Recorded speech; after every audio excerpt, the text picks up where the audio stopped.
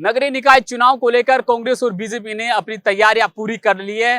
कांग्रेस की तरफ से प्रदेश अध्यक्ष गोविंद सिंह डोटासरा का एक बयान सामने आया। उन्होंने कहा है कि कांग्रेस पार्टी युवाओं पर दांव खेलेगी, यानी कि युवाओं को मैदान में उतारा जाएगा। लेकिन जिन नेताओं ने कांग्रेस के साथ में गद्दारी करी, यानी कि पूर्व में नगर निकाय के चुनाव में कांग्रेस के जो उम्मीदवार जीतकर बीजेपी में शामिल हो गए, उनका वो खास तौर पर ध्यान रखेंगे। उनको पार्टी टिकट नहीं देगी, उनका पूरी तरह से पार्टी से बहिष्कार किया जाएगा। यानी कि गोविंद सिंह डोटासरा ने सीधी खुली चुनौती दी है कि जो पार्टी से गद्दारी करेगा और पार्टी छोड़कर बीजेपी में जाएगा और 5 साल बीजेपी के लिए काम करेगा, उनको वापस कांग्रेस में नहीं लिया जाएगा। उनके लिए कांग्रेस के दरवाजे सारे बंद कर लिए जाएंगे। पूर्व में जब नगरीय निकाय चुनाव हुए थे, उसमें सिविल लाइन से कई पार्षद प्रत्याशी ऐसे थे जिसने कांग्रेस के चिन्ह पर चुनाव जीता, लेकिन चुनाव जीतकर बीजेपी में शामिल हो गए। यानी कि कांग्रेस की तरफ से जो वोट बैंक था वो कमजोर हुआ और जो वार्ड का जो प्रमुख जो चेहरा होता है वहां पर काम भी नहीं हो पाया। इसी को मद्देनजर रखते हुए वार्डों को मजबूत करने के लिए गोविंद सिंह डोटासरा ने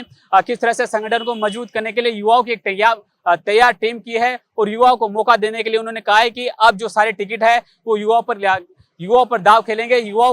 युवा लीड करेंगे कि राजधानी को वो कैसे विकसित करेंगे, कैसे स्वच्छ बनाएंगे। इसी को मद्देनजर रखते हुए दोनों ही पार्टियों ने युवाओं पर दांव खेलना शुरू कर दिया है। लेकिन जिस तरह से कांग्रेस के प्रदेश अध्यक्ष गोविंद सिंह डोटासरा ने कहा है कि जो पार्टी से गद्दारी करेगा उसको टिकट नहीं मिलेगा, क्या यह फॉर्मूला कांग्रेस पार्टी आगामी विधानसभा चुनाव में भी लागू करने जाएगी?